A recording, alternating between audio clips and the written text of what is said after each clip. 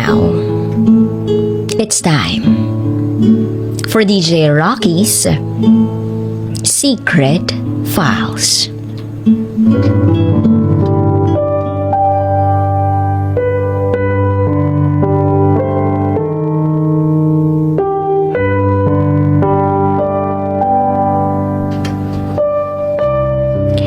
Binugbog ako ng asawa ko, kaya nakunan ako.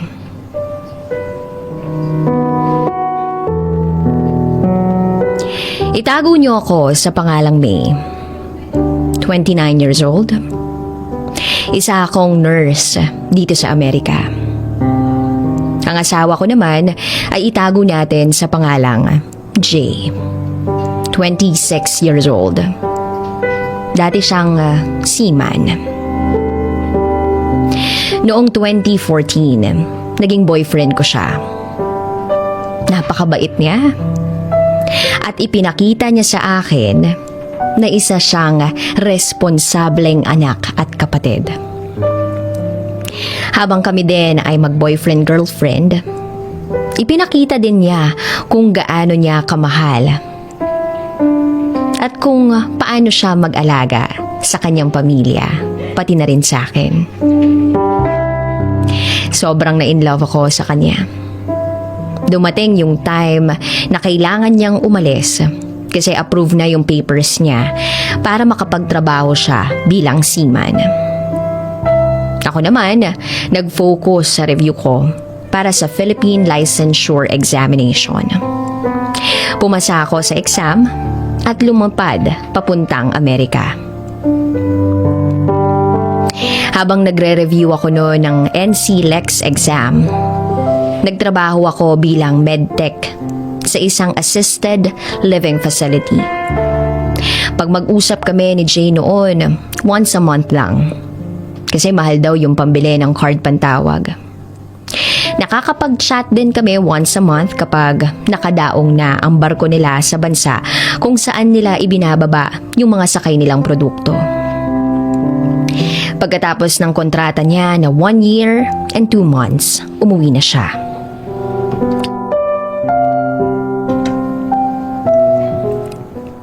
At umuwi din ako para makasama uli siya.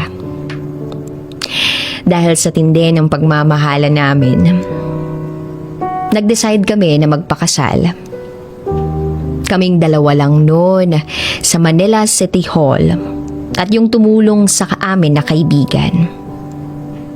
Walang nakakaalam sa pamilya ko na ikinasal kami. Pagbalik ko ng Amerika, inilakad ko ang mga paper niya para makapunta rin siya dito at para magkapiling na kami. Naipasa ko na rin yung pagiging nurse ko dito sa Amerika. Nagtrabaho ako bilang ilos 3 to 4 times akong magpadala sa kanila kada buwan. Minsan sa sama ng loob ko, pag nag-aaway kami, hindi ko inaasikaso yung mga kailangang pirmahan na papeles niya para makapunta dito sa Amerika. Pero dahil nanaig ang pagmamahal ko sa kanya at sa kagustuhan ko rin na makapunta siya rito, dumating din yung time na natapos at nakumpleto na ang papers niya. Nakapunta siya dito sa Amerika. Muli kaming nagkapiling. Kaya lang, madalas, mainit ang ulo niya. Kasi nakakaramdam siya ng boredom. Pinipilit ko siya na mag-aral mag-drive ng kotse. Kasi iba ang regulation ng Amerika sa Pilipinas. At marami pa akong itinuro sa kanya dito. At unang buwan pa lang niya dito, nabuntis niya na ako agad. Kaya lang, nabobore siya. Kasi naiiwan siyang mag-isa pag may trabaho ako. Full-time night shift nurse ako sa isang ospital. Plus, part-time home health nurse din. Minsan, para maibsan yung nararamdaman niyang boredom, Isinasama ko siya pag nagve-visit ako ng patient ko. Kaya lang, sa pagbisita niya at pagsama niya sa akin, ayaw niya nang sumama. Kasi tumatagal daw ako sa patient ko. Syempre ako, kailangan kong... Kaya sa mga araw na yun, nasasaktan niya na ako. At dumating sa punto na nahigpitan niya ako ng hawak sa braso. Hanggang sa isang araw, tumindi ang pananakit niya sa akin. Napagbuhatan niya ako ng kamay sa katawan.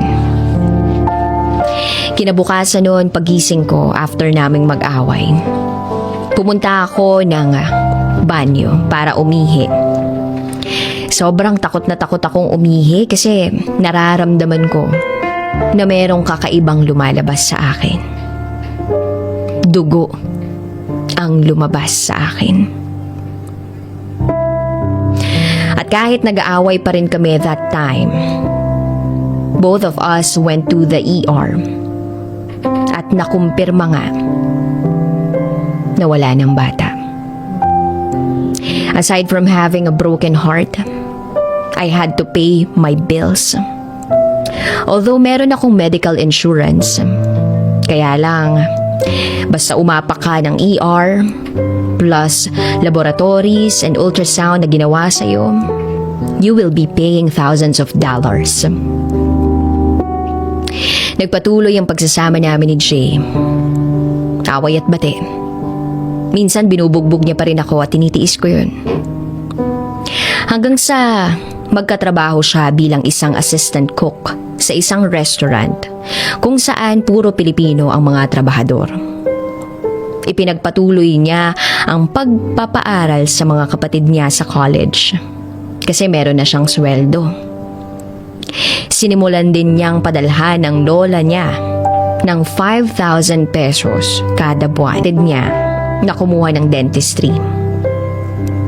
Yung isa naman na kumuha ng pharmacy ay hindi pa nakagraduate kasi may bagsak at kailangan pang umulit ng isa pang taon. Itinigil din ni Jay yung pagsuporta dito kasi nalaman namin nangungupit ito ng mahigit 60,000 pesos. Sa paglipas ng mga araw, nabuntis na naman ako sa pangatlong pagkakataon. Maayos naman yung pagsasama naming mag-asawa. Mag-aaway man kami, pero hindi na niya ako napagbubuhatan ng kamay. Aside sa mga kapatid niya na binibigyan niya ng allowance, yung lolo at lola niya, pati tita niya, tuloy-tuloy pa rin ang pagbibigay niya ng allowance. Wala akong reklamo doon kasi kaya ko pa naman yung mga bills namin at nagtatabi ako ng pang-emergency. Inihanda ko para kapag nagbuntis ako uli, hindi na ako magtatrabaho muna. Kaya eto na nga, nabuntis na ako. I talked to him. Pinakiusapan ko siya na kung pwede, since graduate na yung dalawang kapatid niya, yung sahod niya, itulong niya sa akin for our bills. Yung allowance sa bahay nila, allowance ng lola at tita lang niya yung maibibigay namin sa family niya. Pero hindi na kasing laki ng dati, kasi kailangan din namin dito. Pumayag naman siya. Kasi gusto naman din niya na magkapamilya. Tumigil muna ako sa trabaho. Nag-bed rest ako. Kinausap ko rin ang pamilya ni Jay na wala akong trabaho, na kailangan ko ang suporta ni Jay financially. Kahit ngayon lang nabuntis ako, hanggang sa makapanganak ako. May ipon din naman ako na pandagdag sa sahod niya. Nakulang pa para sa amin kasi minimum lang yung sahod ni Jay. Pumayag naman siya eh. Pumayag siya na kami muna ng baby niya ang uunahin niya. Kaya lang isang araw, nag-message yung kapatid niya sa messenger na nawala daw yung wallet nito sa isang mall. 3,000 pesos lang naman yung laman plus mga ID. Ang ginawa ng asawa ko, pinadalhan niya agad ng malaking halaga. Nang malaman ko yun, nag-away kami. Kasi bakit kapatid na naman niya yung priority niya? Kailangan din namin siya ng anak niya. Ang sagot niya sa akin, ba't daw nagdadamot ako? Kapatid daw naman niya yun. Nagalit ako kasi marami kaming bills. Kailangan din namin kumain. Sa madaling salita, kailangan din namin ng pera dito sa Amerika. Lalo na buntis ako at wala akong trabaho. Pero inuna niya pa rin yung kapatid niya. At sa pagkakataong yun, napagbuhatan na naman niya ako ng kamay. Sinaktan na naman niya ako. Pinagsasasampal niya ako. Pinagsusuntok niya ako sa bandang legs ko. Tapos ang dami niyang sinasabi na pera lang daw naman yun. Kinagabihan nun, nag-spotting na naman ako. Kinabukasan, mas lumakas na naman yung pagdudugo ko. Pumunta ako sa OB ko. Chinek niya ako. At yun na naman. Nakuna na naman ako. He was with me. Pero sinisisi niya ako kung bakit ako nakunan. Na para lang daw sa pera, in-stress ko yung sarili ko. Kung sana iniisip din niya kami nung magiging anak niya, na sana inuna niya yung pagiging ama niya, yung pagiging asawa niya bago yung pagiging kuya niya. I asked him, hindi ba namin deserve ng anak mo na maging priority mo kahit isang beses lang? Pero hindi niya ako masagot. Sobrang sama ng loob ko. Hindi lang sa asawa ko, pero higit pa sa pamilya niya. At lalo na sa mga kapatid niya. Hindi ba pwede na kahit sana habang buntis ako, intindihin din ng pamilya niya na kailangan ko yung asawa ko? Na kailangan ng anak ko yung ama niya? Na hindi pwede na laging sila yung priority nito? Pati lola at tita niya problema ng asawa ko. Humingi ng tawad yung asawa ko pero ang sama ng loob ko. At nandito pa rin yun sa puso ko at kinikimkim ko yun. Sa ngayon pinag-iisipan ko kung magpapaanal na kami. At pabalikin ko na siya sa Pilipinas. Kung saan makakapiling niya yung mga magulang niya, yung mga kapatid niya, yung lola niya, yung tita niya. Yung mga taong pinagpalit niya sa amin ng anak niya. Hindi ko na-deserve yung pananakit niya. Sana mas maliwanagan pa ako. Muli, ako si May. At ito ang aking secret file.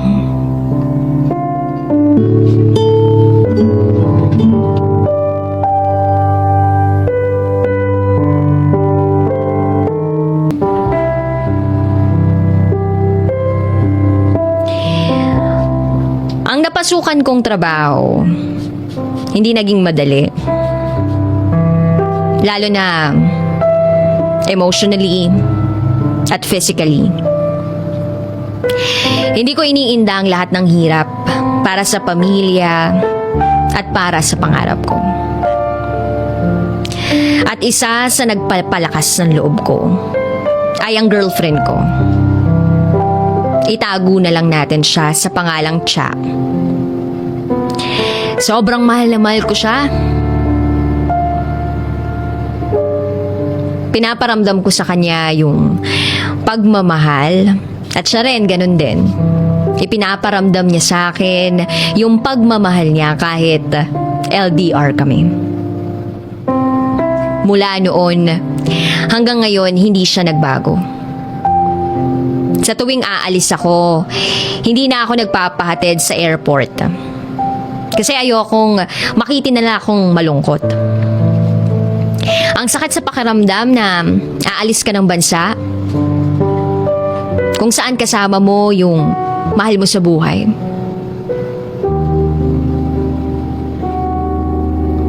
Pero kailangan Kailangan kong magtrabaho. Sa Pilipinas at sa barko, kilala ako ng mga kababayan na stick to one. Sobrang loyal sa girlfriend. Maikwento ko lang, college pa lang nang maging kami ni Cha. Ngalang ng alak, manigarilyo, hindi ko magawa. Mambabae pa kaya?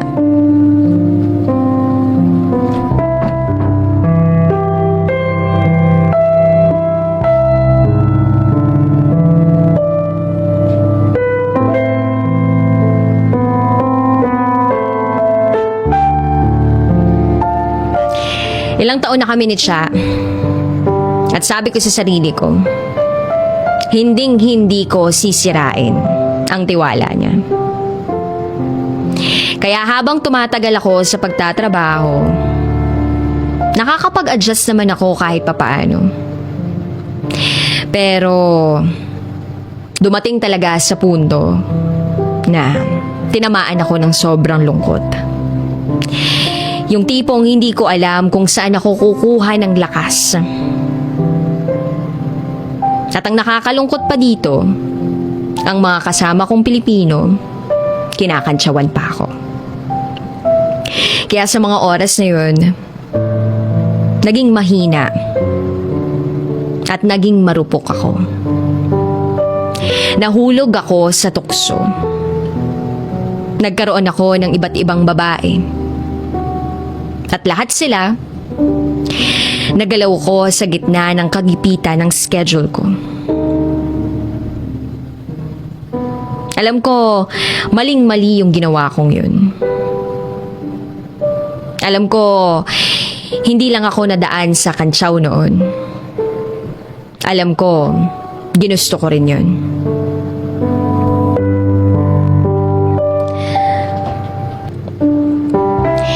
Kaya simula nun, ibinaon ko na lang yon sa limot. And then, lumipas ang mga panahon. Ang sabi ko na lang sa sarili ko, mas magiging matalino ako ngayon. Magiging for fun na lang ang lahat ng magiging babae ko. Habang tumatagal, nakukonsensya na ako. Tinatanong ko na ang sarili ko na, bakit? Bakit ko pinasok yung ganitong klaseng sistema? Ano na nga ba yung nangyayari sa akin?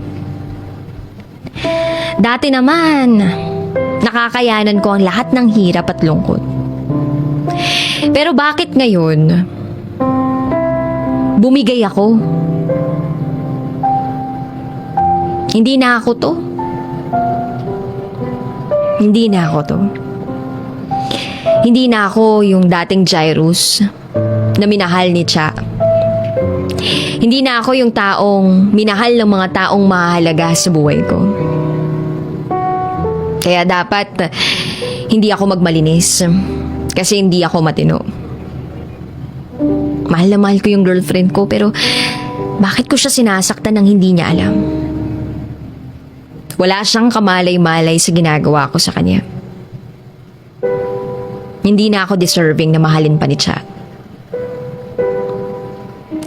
Habang nagmumukmuk ako, biglang may nagsalita na galing sa likod ko. Ang sabi ba naman, kung mahal ka niya, tatanggapin niya ang lahat ng ikaw at mapapatawad ka niya sa kung ano man yung nagawa mo. Hanggang sa nagkaroon ng time, napadaong ako sa katawan ni Sheena. Hindi namin sinasadya. Kahit alam ko may asawa at anak na siya, hindi ko naisip yung girlfriend ko. Dumating sa punto na parang baliwala na sa akin si Cha. Kahit hindi kami mag-usap, ayos lang.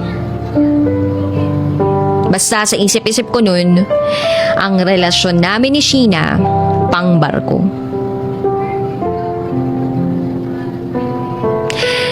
3 kontrata na nang magkasama kami ni Sheena. Hanggang sa hindi ko na natatawagan si Cha. At paulit-ulit ang mga nangyayari sa amin ni Sheena.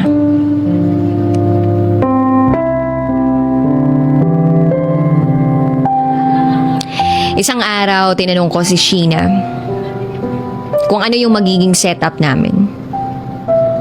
Wala siyang sagot.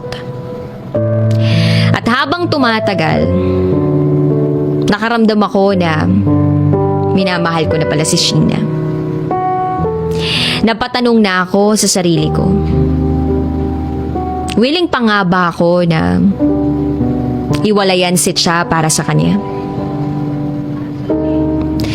Pero ayaw iwan ni Sheena ang asawa at anak niya.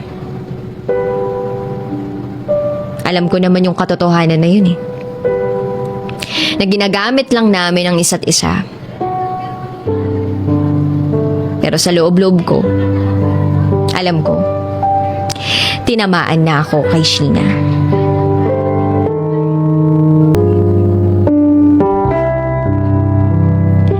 At nang makababa na nga kami ng barko, hinarap ko si Cha at ang pamilya ko. Sumalubong sa akin ang mukha ni Cha. Masaya siya na nakarating na ako sa Pilipinas. Pero kitang-kita ko sa mga mata niya na para bang may dinadala siya. Ako naman, hindi ko maikuble yung takot ko.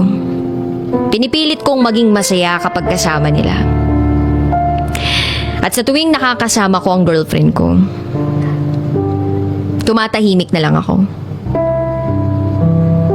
At lagi niyang napapansin yun.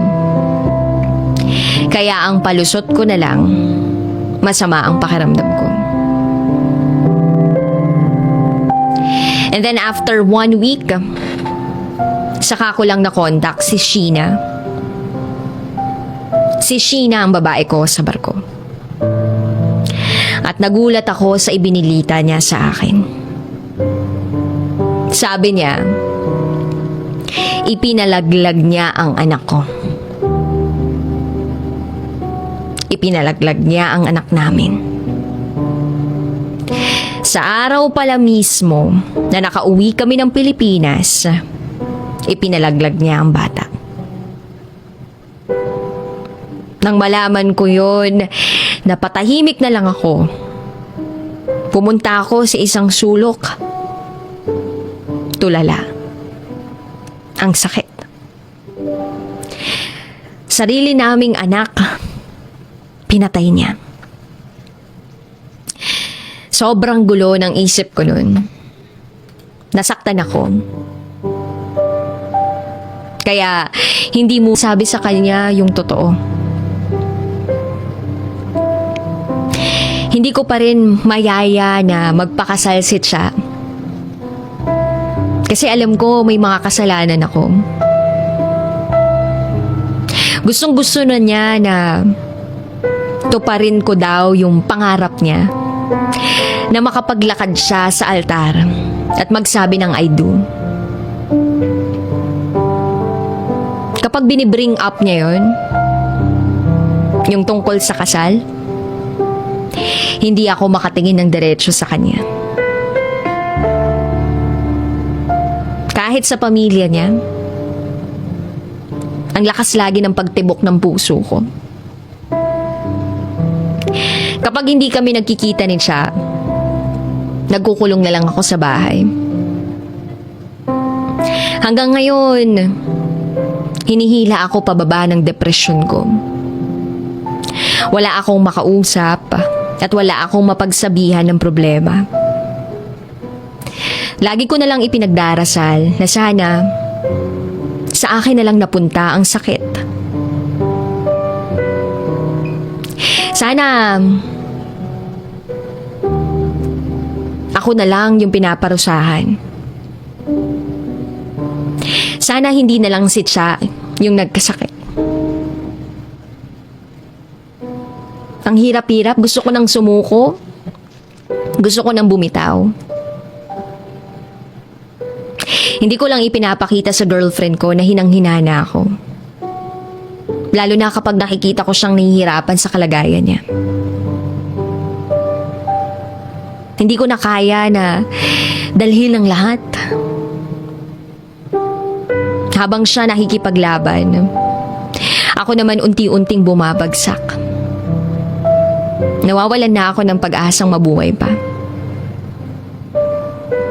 Okay lang mawala ako sa mundo.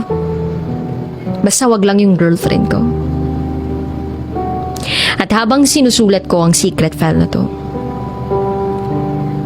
bumabagsak ang mga luha ko. At siguro, isa ito sa mga paraan para mabawasan ang sakit na nararamdaman ko. Sa ngayon, sising-sisi ako sa lahat ng mga ginawa ko. Alam ko naman na may mga taong huhusga dahil sa mga nagawa ko. Pero sana matulungan niyo ako.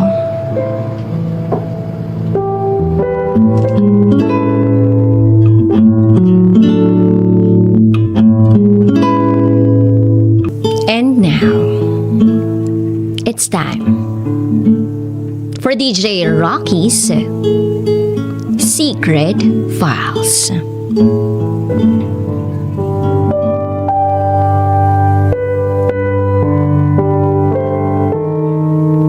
May bago niyang pamilya. Hindi na ako nakibalita pa kay Papa. Pakiramdam ko wala na siyang pakialam sa akin. Ni hindi man lang niya ako kinumusta at inalala. Pero ganun pa man, Papa ko pa rin siya.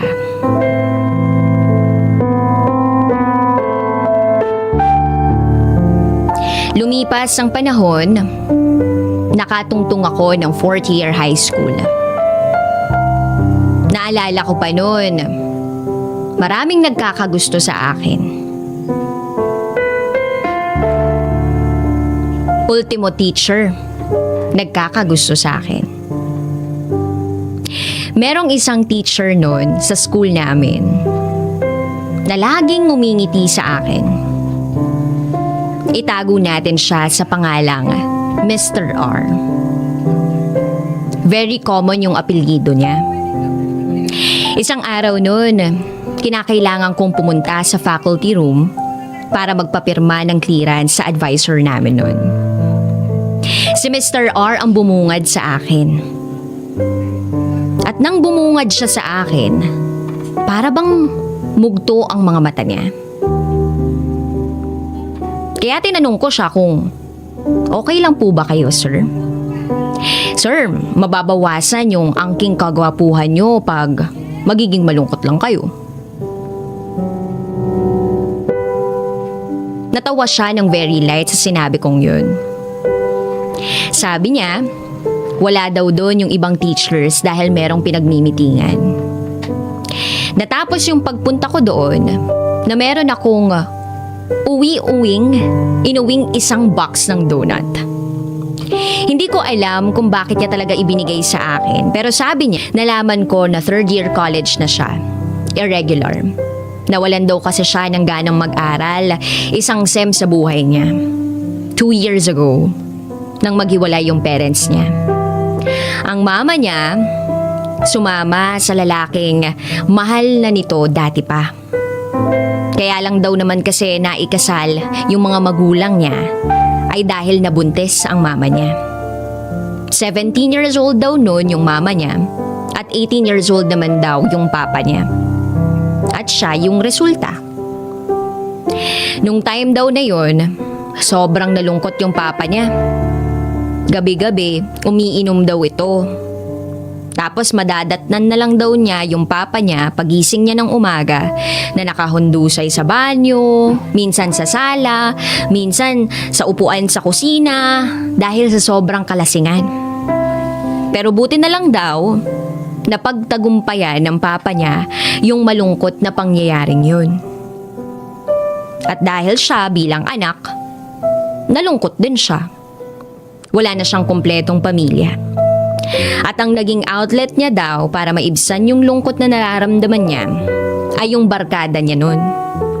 Hindi na daw siya pumapasok sa eskwela nun. Pero ang alam ng tatay niya, pumapasok siya. Pero buti na lang daw, nakabalik pa siya sa tamang katinuan niya. Dahil isang araw daw, napaaway siya sa isang bar sa may QC. Suntukan at napuruhan siya. Dumating daw yung tatay niya sa presinto nun at nadatnan siyang puro pasa sa muka. Sabog ang bibig at maraming sugat sa kamay.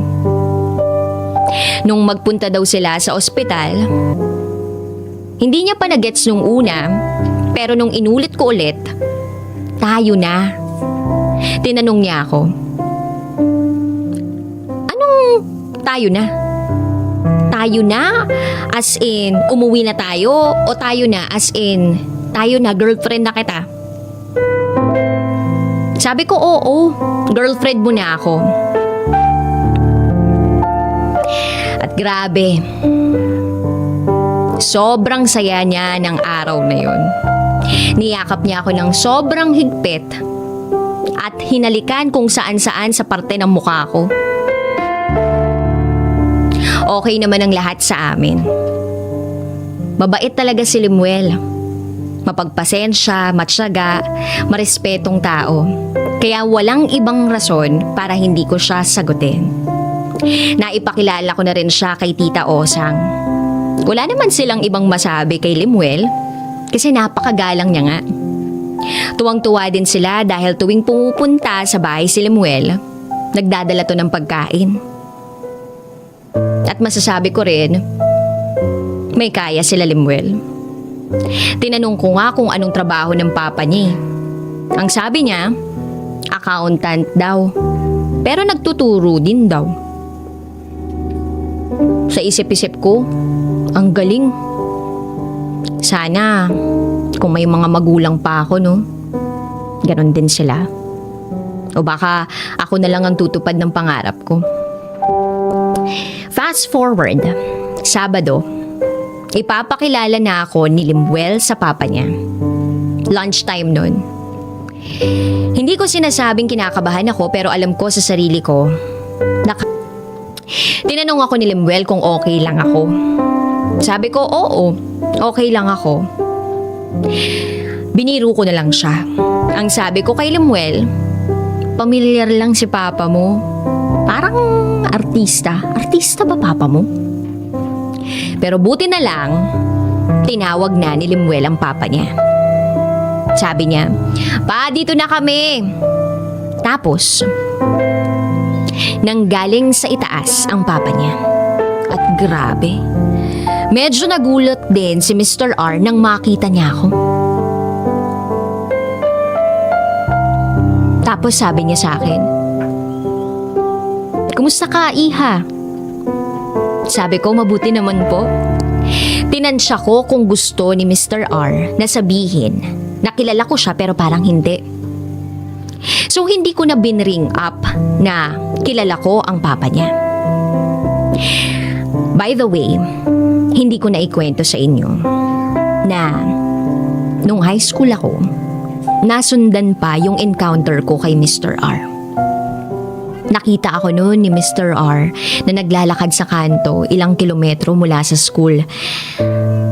Binaba niya yung bintana niya at sinabihan niya ako na ihahatid na lang daw niya ako sa bahay na tinutuluyan ko.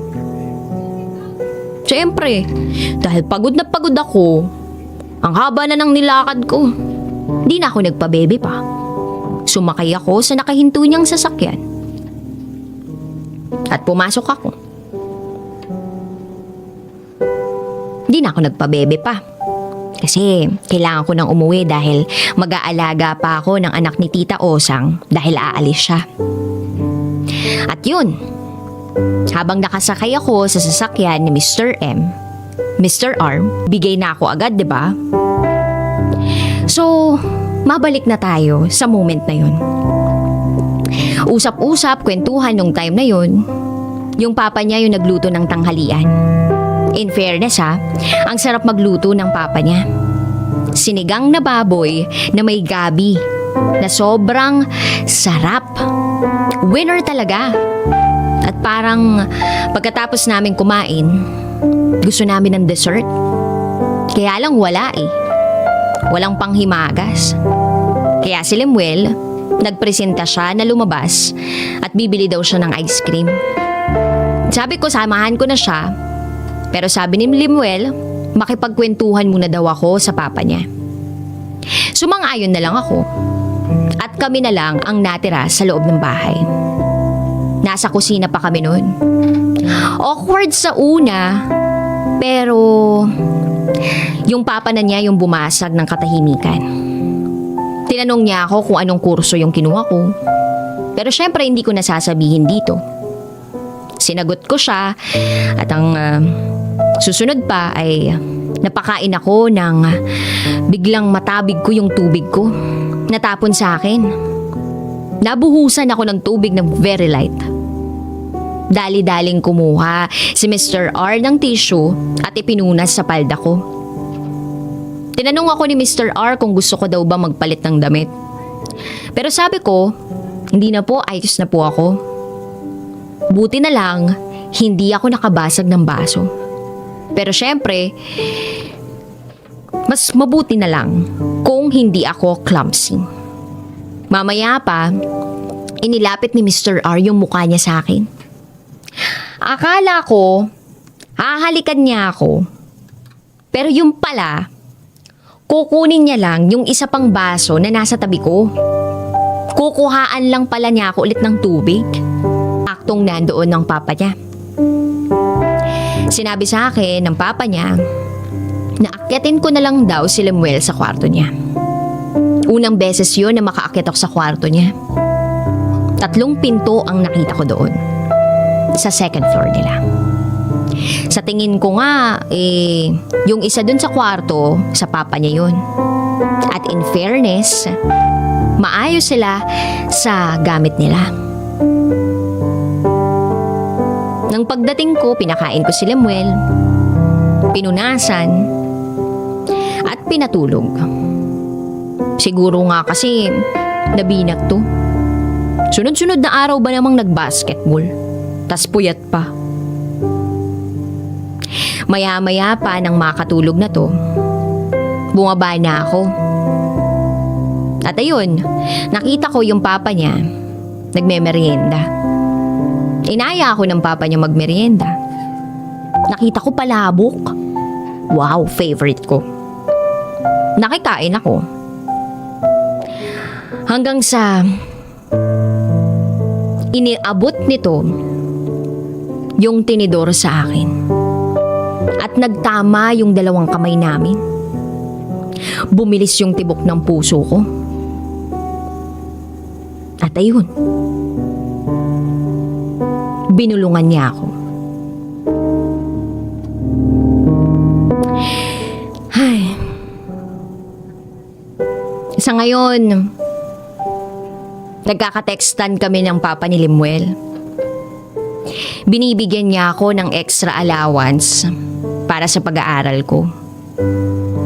Binibigyan niya rin ako ng bagong damit at bagong sapatos.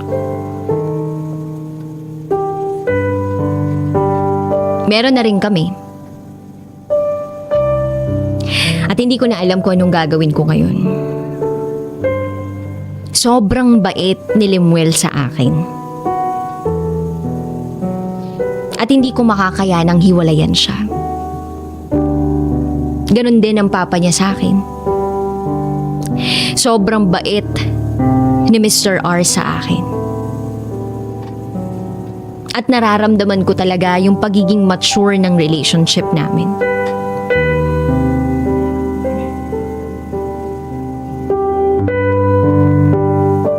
Gulong-gulo na ako sa sitwasyon ko ngayon. Hindi ko na alam kung anong gagawin ko. Sana matulungan niyo ako.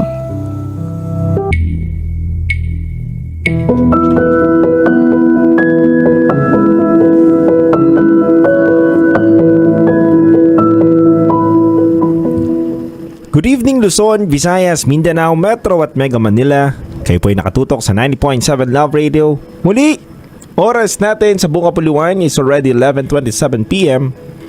At kasama nyo pa rin po ang nag-iisang Basa Princess, DJ Rakitera. At kasama mo rin ang titindig sa mga ipinaglalaban mo, DJ Titan Jello. And welcome to the program Top Secrets, kung saan pwede ka makapagbahagi ng iyong pinakatatagong sikreto. Ito po ang programang hindi ka huhusgahan. Bagkos ikay pakikinggan. Ang programa sa radyo na nagpo-promote ng Will Listen. And we don't judge culture. At meron na nga tayong top secret sharer na nasa kabilang linya. I-welcome na natin siya. Magandang gabi po. Hello po, magandang gabi po. Ano pong pwede naming itawag sa inyo? Purple na lang po. Purple. Purple. Wow, parang purple heart, no? Purple, ilan taon na po kayo? 43 po. 43. Opo. Sang lupalop naman po kayo galing? Hong Kong po. Hong Kong. Alright, di na po kami magpapaligoy-ligoy pa dito.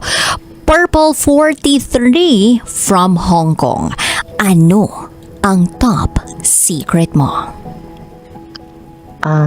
Ginughost ako ngayon ng taong sobrang nagpakilig sa akin. Ginughost ka ngayon ng taong sobrang nagpakilig sa'yo. Tama ba kami ng pagkakarinig? Opo. Kwento mo sa amin, paano nagsimula ang lahat ng to at bakit ka naman ginost nitong taong to? I start ko na lang sa pinakaano talaga.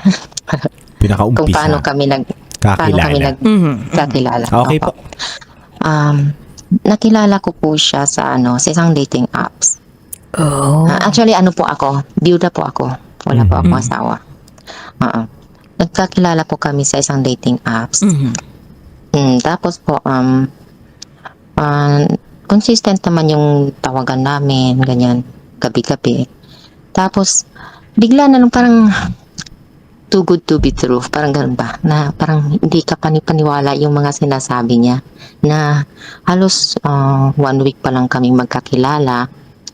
Ang dami na niyang mga pinangako sa akin, ang dami na niyang mga pangarap, mga ganun ba. Wait lang, Purple Totoo ba yan? Wait lang, Purple. Bago natin isa-isahin to mga pangako niya sa iyo at mga sinabi niya sa iyo, pwede mo muna bang i-describe sa amin kung anong itsura nitong taong to na nakita mo sa dating app? Okay naman po yung ano niya. Okay naman po yung itsura niya. Hindi naman siya masyadong katandaan. Mas matanda lang siya ng konti sa akin. Medyo chubby. Okay naman. Okay naman siya. May kamukha ba siyang artista? Siguro kung maliit-liit lang ng konti ang mukha ni Trillanes. Wow, politiko ba na to? Kasi medyo maliit yung mukha niya eh. Pero ganun yung shape ng mukha. Trillanes. Oh. Pogi yun ah. Oo, pogi. Pogi lang. Pogi yun. Pogi yun. Pogi. Okay. Okay, so medyo kahawig ni Trillanes. Okay. Opo. Tapos?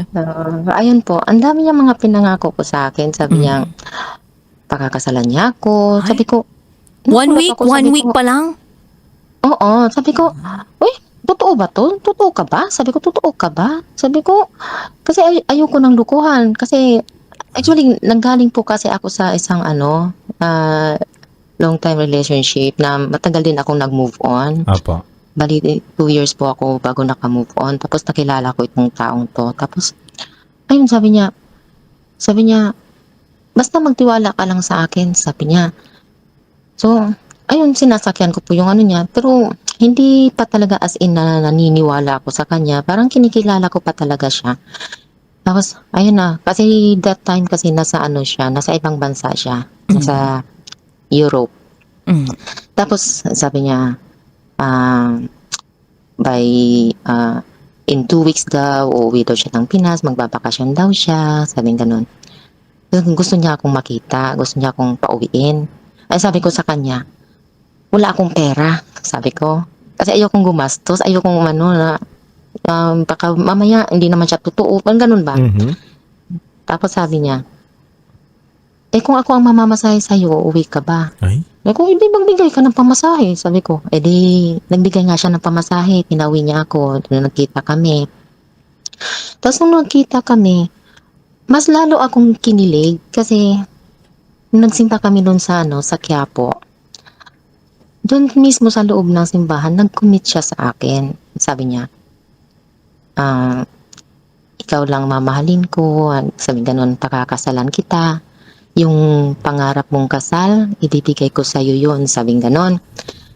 So ako, parang naniwala talaga ako sa kanya kasi sa loob ng simbahan yun eh. So nag-commit din ako sa kanya. Sabi ko, hindi rin kita iiwan, sabing ganon-ganon. Kung ano ang mga pinangako ko rin sa kanya na pinaninindigan ko rin naman. Hanggang sa ngayon, pinaninindigan ko rin naman. Mhm.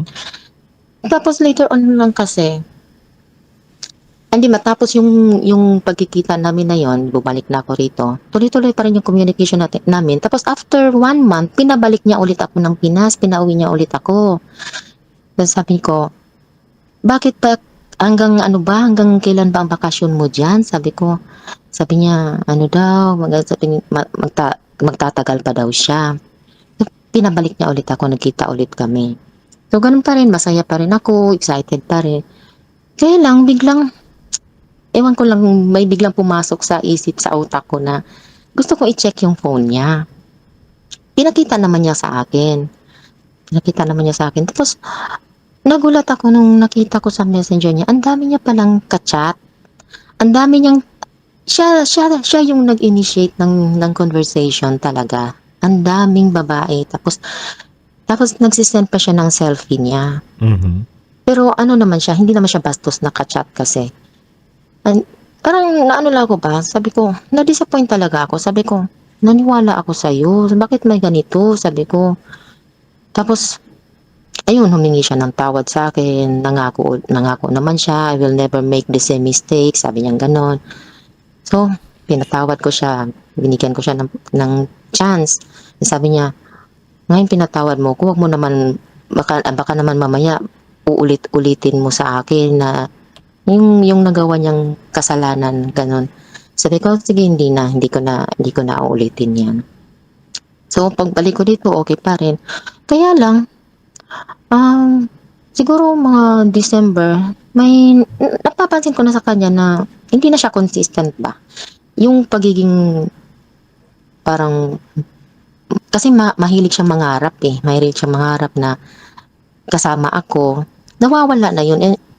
Every time na magkausap kami, nawawala na yung mga lambing niya, mga pangarap niya. Tapos, iniintindi ko na lang siya kasi ilang buwan na nga siyang tambay sa Pinas, baka mamaya stress lang siya. Anyway, hindi ko po pala nabanggit. Siya, din siya, kaka-break lang din niya dun sa ex niya nung nagkakilala kami. At Mhm. nung time na yun parang nagkaroon daw siya ng anxiety na halos araw-araw siyang umiiyak. Sa tuwing nagkakausap kami, umiiyak siya. Parang nagrarant siya sa akin. Tapos, ayun, mga bandang December po, napapansin ko po sa kanya na sa tuwing nababanggit yung ex niya, parang yun ang nagpapatrigger dun sa anxiety niya. Na nag-iiba na kaagad yung mood niya, na ibang tapos iiyak na kaagad siya. Sabi ko sa kanya, hindi ka pa ba naka-move on? Sabi ko, sana bago ka pumasok sa sa relasyon, sinigurado mo muna na okay ka na. Kasi ako wala akong sabit eh. Sabi ko, kaka-move on ko lang din dun sa sa ex ko. Ayoko naman na, yun bang, parang papasok na naman sa maling relasyon. Ayoko nang ganun. Gusto ko, kasi tumatanda na ako, sabi ko. Ayoko ng ayoko na ng lukuhan. Gusto ko yung makakasama ko na ba sa habang buhay. Mhm. Tapos sabi niya, Kung hindi pa ako nakamove on, hindi na kita niligawan, sabing ganun. Sabi ko, napapansin ko lang kasi parang every time na mababanggit yung ex mo, ayun, natitrigger ka agad yung anxiety mo, ganyan. Tapos, naapektuhan naman yung, imbis na oras natin na mag-uusap tayo, nawawala na kasi mainit na yung ulo mo, ganyan. Tapos nagiging na rin siya, nagiging gaslighter na rin siya na sa tuwing magtatanong ako, kahit mga simpleng bagay lang na, like, pag nagising ako ng madaling araw, tinitingnan ko siya na online. Tapos nakita ko siyang online. Tapos hindi ko muna siya i-message. Kinabukasan, yung sa umaga na. Kasi nagiging routine namin na bago ako mag-start ng work, tatawag muna siya sa akin, ganyan. Tapos tinanong ko siya. Sabi ko, gising ka pa pala ng ganitong oras? Late na yun na. Sino ka-chat mo nun? Tapos ang sagot niya, ba't naman ako magigising ng ganyang oras? Sabi niya, sino naman i-chat ko? Baka ikaw ang may ka-chat. Parang binabaligtad ako ba? Sabi ko, ikaw nga nakikita nga kitang online, tapos magdi-deny ka pa. Tapos, ayan na, yung galit na kaagad siya na, mas galit pa siya sa akin ba? Parang mas galit siya sa akin. Tapos ako naman, tumatahimik na lang kasi ayoko ng gulo. Ayoko ng lumaki pa, maliit lang naman na bagay, ayoko palakihin. Tapos, Purple, matanong lang Po. namin. mm Nagkikita kayo neto, di ba, ni Guy? So, may mga nangyayari sa inyo, tama? Opo. Okay. Meron Tapos, namuhunan siya ng pamasahe sa'yo papunta ng Pilipinas. Tama ba ako ng pagkakarinig? Opo. Pero Opo. ikaw ba, wala ka bang nilabas sa kanya? Baka kasi namuhunan itong guy na to para makauwi ka, yung nabilog ka na niya, napangakuhan ka na niyang papakasalan mo siya, may hiningi na sa yung ibang bagay na hinirit bigla. Wala siyang hiningi sa akin. Wala siyang hiningi. Pero may na-share akong konting money sa nung nagkita kami. Siyempre Okay. yung sa pagkain-kain, mga ganyan. Oo, pero yung hiningihan ka, wala. Wala siyang hiningi sa akin. Mm. Mm-mm. Ayos. So Purple, gaano kayo katagal nagkaroon ng relasyon neto nung guy na to? Bago lang po kami. Actually, ngayong araw na to, mansaringan namin eh. Magsi 7 months na sana kami. 7 months lang. Palang. Oo, bago pa lang. Tapos, ito na nga, nitong December, bago magbagong taon, nagpahiwatig na siya sa akin. Iba na yung niya eh. Every time na mag-uusap kami, palagi na kami nagtatalo. Tapos, pag may gusto akong linawin sa kanya, magtatanong ako, inuunahan niya ng galit. Sabi ko, ba't ka ba nagagalit ka agad? Sabi ko, nagmumukha kang guilty niyan eh. Ba't di mo ko bigyan ng ng linaw, ng paliwanag para makuha ko naman yung tamang sagot. Yung gusto kong marinig na sagot. Tapos minsan, para bang nang-aasar na sinasabi na lang niya na, ano bang gusto mo marinig? Na oo, ganyan. O sige na, oo na. O masaya ka na? Parang gumaganon ba na? Tapos, kahit mali niya, hindi siya nagsusorry, ganyan. Tapos sinasabi ko yun sa kanya, sabi ko, hindi mo man lang maamin na mali mo, hindi ka man lang mag-sorry, ganyan. Tapos sasabihin naman niya sa akin, ayun lang pala gusto mo, sige sorry. Ganun ba? Parang hindi siya sincere na Tapos nung December, bago mag-New Year, bigla siyang nawala. 1 week siyang nawala. Tapos ang paalam niya sa akin, doon daw siya mag-New Year sa bahay daw ng pamangkin niya sa Batangas. Tapos inunahan na niya kaagad ako. Sabi niya, doon walang signal doon ha. Sabi ganun, walang signal doon, hirap ang signal doon, baka hindi ako makakontak sa'yo. Siyempre ako naman nag-iisip naman na, ganun ba kahirap ng ng signal sa Batangas na Sabi ko, tapos nakikita ko naman na paminsan-minsan nag-online siya. Nag-online lang siya para mag-update sa akin, ganyan. Tapos wala na. Purple, Tinatawagan ko siya sa number po. sorry maputol lang kita. Gusto ko lang din malaman, tingin mo bakit biglang nagbago yung timpla ng pagmamahal niya? Ang sinasabi niya sa akin, nagiging nagger daw ako. Sabi ko naman, nagger ba yung magtatanong? Sabi ko, nagtatanong ako kasi may gusto akong malaman. Tapos, ang isasagot niya sa akin, galit ba? Nagagalit ka agad siya na mas malakas pa yung boses niya sa akin na sumisigaw siya. Sabi niya, nakakahiya na sa kapitbahay dito, naririnig na yung boses ko. Sabi ko, hindi ko naman sinabi sa yung sumigaw ka. Sabi ko, ako nga, mahinahon nga lang ako sa'yo, ikaw yung sumisigaw dyan. Nang binabaligtad niya ako ba? Tapos, yun, ginagawa niyang dahilan na nagiging nagger na daw ako, nagiging toxic na daw yung relationship namin. Tapos siya pa ang nagsasabi sa akin na nakakapagod ng araw. Sabi ko, ako mas pagod na rin ako. Sabi ko, Pero, sa totoo lang, mas Purple, pagod di ba? na rin Di ba ako. nangako siya sa'yo na gusto ko niya pakasalan tapos biglang Yun na nag-switch nga eh. yung Oo. yung pinapakita niya sa'yo? Tingin mo ba Kaya nga. wala ring bang dahilan na pwedeng maging ganun yung pinapakita niya sa'yo dahil may mali ka rin sigurong naparamdam sa kanya? Tinitignan lang natin, ha? Wala talaga ko maalalang may mali ako sa kanya. Kasi sinasabi ko sa kanya, kahit sa sarili ko, hanggat maaari iniiwasan ko na makagawa ko ng kasalanan sa kanya. Kahit sa isip ko man lang, hindi ako wala akong balak na magloko o gumawa ng kasalanan sa kanya. Kasi seryoso ako sa kanya eh. Siya na yung ko na iniisip ko talaga na siya na yung gusto kong makasama. Siya na. Sinasabi ko nga sa kanya na kahit hindi na matuloy yung sinasabi mo na pumunta tayo ng Europe, kukunin mo ko. Kahit dyan na lang tayo sa Pinas, okay lang sa akin, sabi ko. Sabi ko, kahit wala tayong pera, kahit hindi na mayaman, kahit hindi na, kasi yung sinasabi niya sa akin, gusto niya doon daw kami magpakasal sa Batanes. Sabi ko, kahit hindi na Batanes, kahit simpleng kasal lang, sabi ko, kahit simpleng kasal lang, masaya na ako doon. Sabi ko, basta gusto ko lang talaga na magkasama tayo. Yun bang, ayokong tumanda na mag-isa ba? Ang ganun. Tapos, ang sinasagot niya palagi sa akin na mahirap daw kapag walang pera. Kasi ngayon nga, hindi pa siya nakabalik ng Europe, wala siyang trabaho, wala siyang pera, sabing ganun.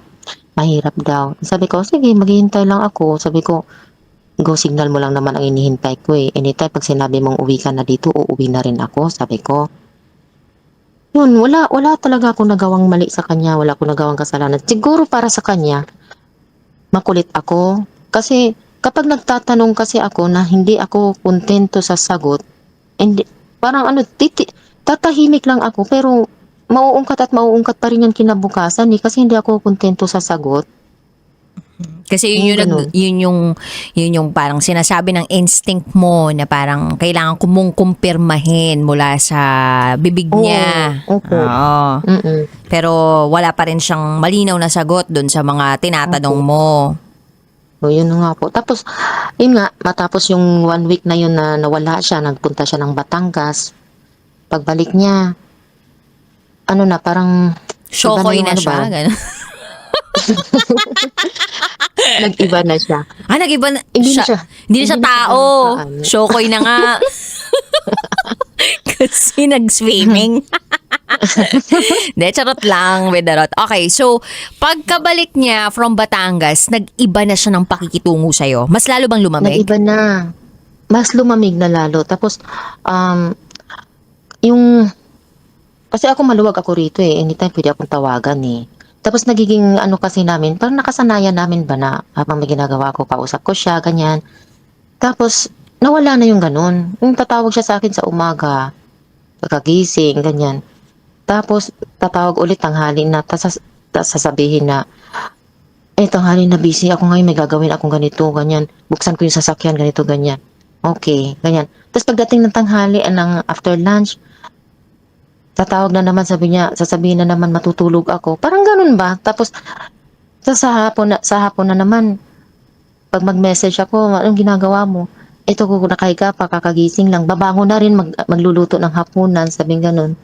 Tapos, nawala na yung mga dati. Tapos, iniintindi ko kasi nga sabi niya, may anxiety nga siya. Parang gusto niya maging busy palagi, gusto may gagawin palagi, sabing ganun.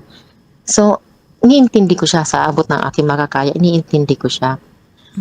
Tapos, nitong March lang, nagulat kasi ako, may biglang nag-comment sa post ko sa Facebook. Mhm. May biglang nag-comment sa akin na yung post ko na yun, matagal na. Siguro mga December pa yon. Mhm. Tapos may biglang nag-comment na parang babala ba sa akin na mag-ingat, wag masyadong magtiwala sa ganyan. Ah, mas mabilis kumalat ang kasinungalingan kaysa sa katotohanan. Parang ganon. Parang nagpapahiwatig ba. Sabi ko, tapos tinignan ko yung profile nung nag-comment na yon. Dami account lang siya. Isa lang yung friends niya, ganon. Mhm. Tapos biglang shinare pa niya yung yung profile picture ko. Shinare niya doon sa wall niya. Tapos, ayun, yun ang caption niya doon, huwag magtitiwala sa taong, kilalanin mo lang mabuti kung sino yung ganyang mga ano pa, na huwag daw magtiwala masyado. Mhm. Anong Tapos tumatakbo pinakita sa ko sa isip mo kanya. nun? Yung ex niya ang nasa isip ko. Tapos, pinakita ko sa kanya. Tapos sabi niya, sino ba yan? Sabi ko, nag-comment lang kasi bigla. Tapos ang sinabi niya sa akin, bakit ka kasi post ng post sa Facebook? Sabi ko, bakit ganyan ang sinabi mo? Facebook ko yan eh. Sabi ko, Facebook ko yan. Bakit naman hindi ako magpo-post? Bakit parang kasalanan ko pa? Sabi ko, nagsusumbong ako sa'yo kasi may nag-comment na ganito. Gusto ko may sasabihin man lang siya na ano ba. Tapos ang palalabasin pa, mali ko pa kasi nagpo-post ako. Mhm. Tapos yun, sinabi ko sa kanya, ayan, shinare yung profile ko. Sabi ko, shinare yung profile ko, tapos may caption na ganito. Sabi niya, i-block mo na kasi yan, ba't mo ba pinapatulan niya mga ganyan? Dami account pala yan, ba't pumapatol ka pa? Sabi ganon. Sabi ko, para kasing naintriga ako, parang may gusto siyang sabihin sa akin, parang may gusto siyang ipaalam sa akin. Eh. Mhm. Sabi niya, kung mas naniniwala ka dyan, edi magsama kayo. Sabi ganon sa akin. Sabi ko, ba't ganyan ka magsalita? Tsaka, hindi ko pala na-mention. Nung nawala pala siya nung isang linggo, nagpunta siya ng Batangas, may biglang nag-chat sa akin na taga sa kanila. Taga sa South Luzon kasi siya eh. Taga sa kanila. Nagsabi na kakilala daw niya itong lalaki na to. Tapos, sabi niya, gaano mo na ba siya kakilala? Sabi ko, kilala ko lang siya according sa mga kwento niya, pero hindi talaga kasi 2 beses pa lang kami nagkita eh. Sabi niya, alam mo ba na kaya siya hiniwalayan ng ex niya kasi hindi niya mapakasalan yung ex niya dahil may may legal daw siya na asawa. Sabi ganon. Sabi ko, wala naman siyang nabanggit sa akin. Sabi ko, wala siyang nabanggit. Ang nabanggit lang niya sa akin noon, divorsyado siya kasi may naging asawa siya na ibang lahi. Tapos, nag-divorce na daw sila. Tapos matagal na panahon na yun, 20 years ago pa daw yun. Tapos wala naman siya nababanggit sa akin na may asawa siya sa Pinas. Sabi niya, yan kasi ang balita dito sa amin, ang pagkakakilala sa kanya na may asawa siya may legal na asawa siya, kaya hindi niya mapakasalan yung ex niya at hindi na nakapag-antay yung ex niya. Ng ibang lalaki, iniwan siya. Ayun. Tapos, yun, nung tinanong ko yan sa kanya, sabi ko, alam mo bang may nag-chat sa akin na may sinabi tungkol sa'yo? Sabi niya, ano? Sabi ko, ewan ko lang ha kung paninira lang ba to o totoo ba to. Gusto ko sa'yo manggagaling, sabi ko. Sabi kasi may asawa ka raw dito, may asawa ka raw sa Pinas, kaya hindi mo raw mapakasalan yung ex mo. Sabi niya, di ba may asawa ako? Sinabi ko na sa'yo, may asawa ako, pero yung ibang lahi, yun, matagal na kaming divorce noon. Sabi niya, pero dyan sa Pinas, wala ka bang asawa dyan? Sabi niya, kung may asawa ako dito, di dapat kasama ko sila. Araw-araw, kasama ko. Sabi niya, nakikita mo naman, mag-isa lang ako dito palagi sa bahay. Sabi niya, ganon. So parang may doubt na ako ba? Maniniwala pa ako o hindi? Ganyan. Tapos, nung nitong March na nga, sinabi ko sa kanya na kung may inililihim ka sa akin, gusto kong sabihin mo na, kasi ako, inilatag ko na yung buong pagkatao ko sa'yo eh. Wala na akong itinira na na lihim na, kasi ayoko kasi na dumating yung araw na may marinig ka mula sa ibang tao tungkol sa akin. Kaya gusto ko, ngayon pa lang, sinasabi ko na sa'yo lahat ng baho ko, ng sikreto ko, lahat, wala na akong lihim.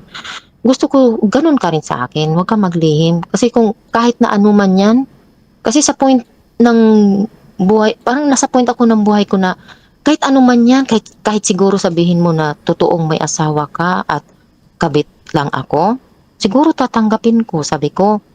Siguro tatanggapin ko kasi nahulog na talaga ako sa kanya. Kahit may mga nakita akong red flag sa kanya, hindi ko iniintindi. Kasi nga, nakafocus ako dun sa ano ba, na magiging kami.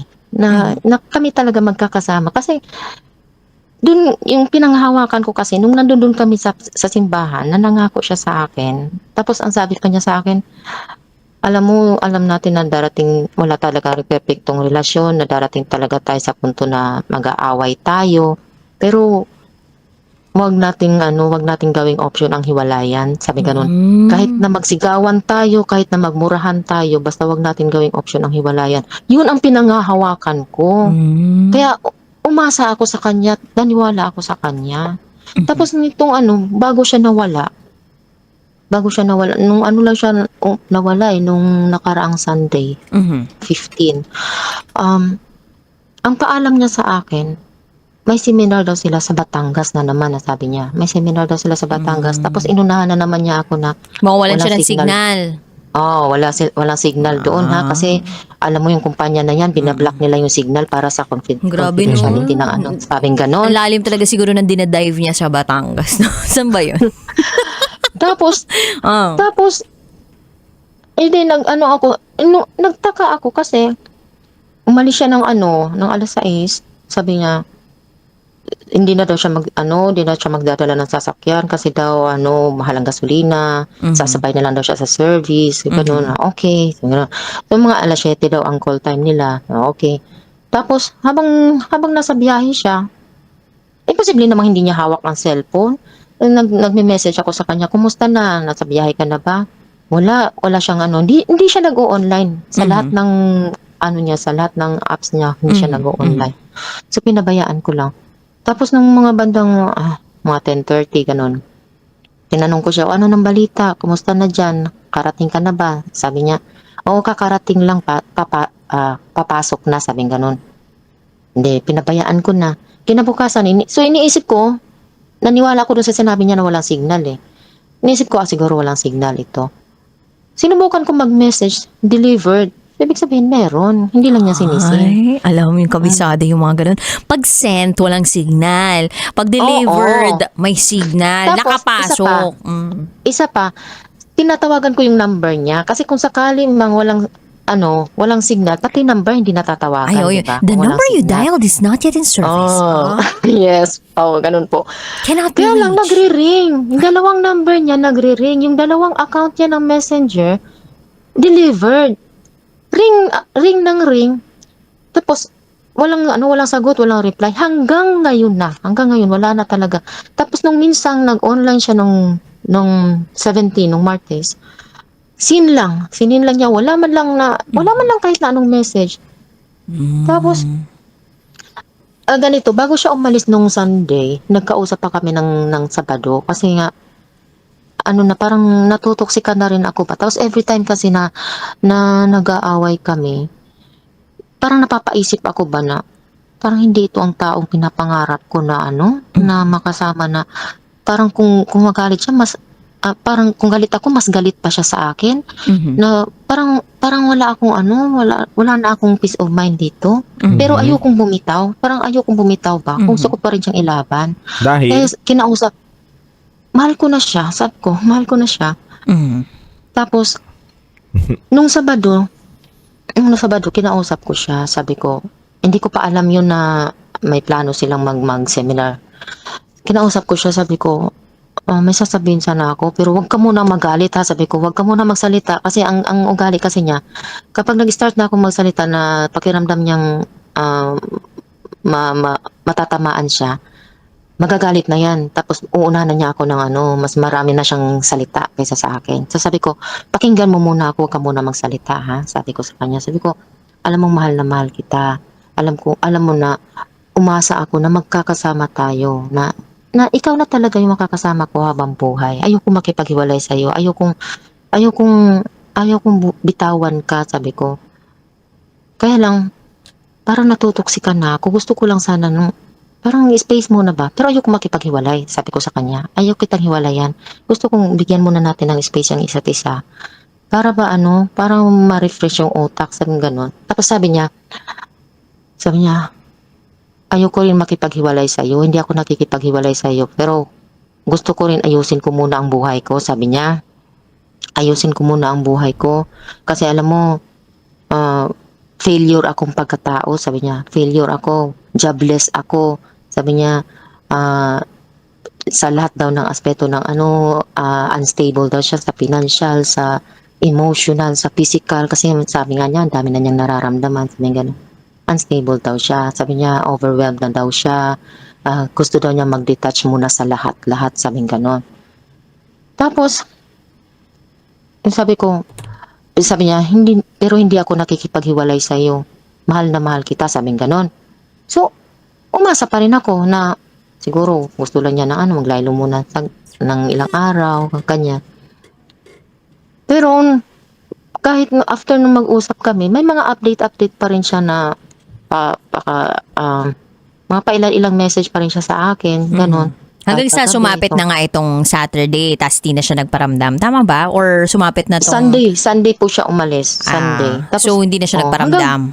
Hanggang ngayon hindi na po siya nagpaparamdam. Tapos, tinitingnan ko yung mga apps niya, WhatsApp niya, yung emo niya, yung Viber niya.